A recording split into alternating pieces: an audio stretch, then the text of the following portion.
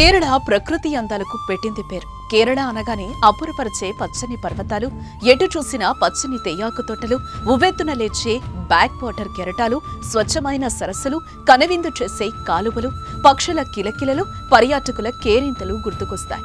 కానీ ఇప్పుడు విరిగిపడే కొండ చర్యలు, వరదలు, వాటిలో కొట్టుకొచ్చే మృతదేహాలు, తలలేని మొండాలు, కాళ్ళు చేతులు కనిపించని శవాలు, నీళ్లలో పడవల్లా తేలుతున్న ఇళ్లు, వరద నీటిలో కనిపించని గ్రామాలు, ఎటు చూసినా అభాగ్యులు, వారి రోదనలే కనిపిస్తున్నాయి.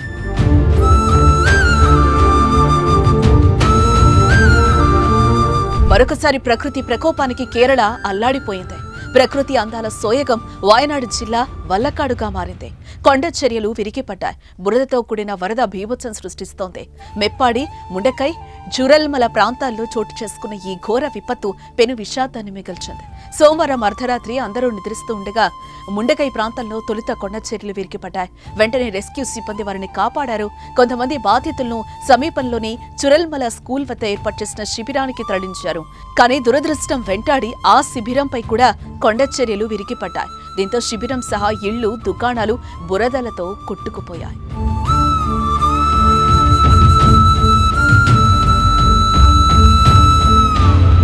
ప్రకృతి బీభత్సానికి ఊళ్లు కనపట్టం లేదు. వందల ఇళ్లు నేలమట్టమయ్యాయి. వాహనాలు కొట్టుకుపోయాయి. సుమారు 150 మందికి పైగా చనిపోయారు.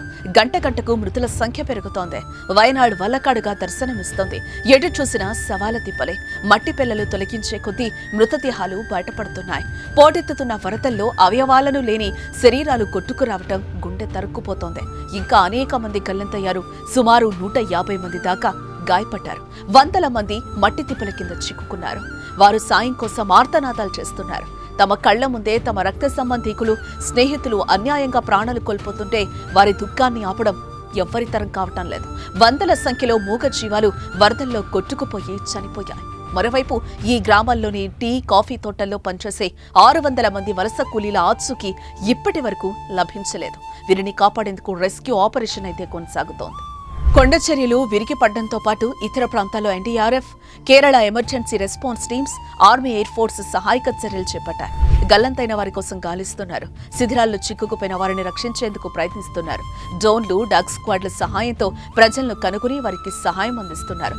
వరద ముంపులో చిక్కుకున్న మృతదేహాలను హెలికాప్టర్ ద్వారా తరలించారు. అలాగే గాయపడ్డ వారిని హెలికాప్టర్ ద్వారా ఆసుపత్రికి తరలించారు.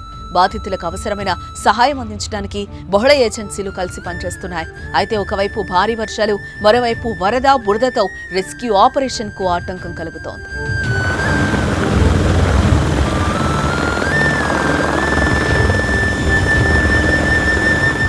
మరోవైపు కేరళ వ్యాప్తంగా కూడా భారీ వర్షాలు కొనసాగుతున్నాయి.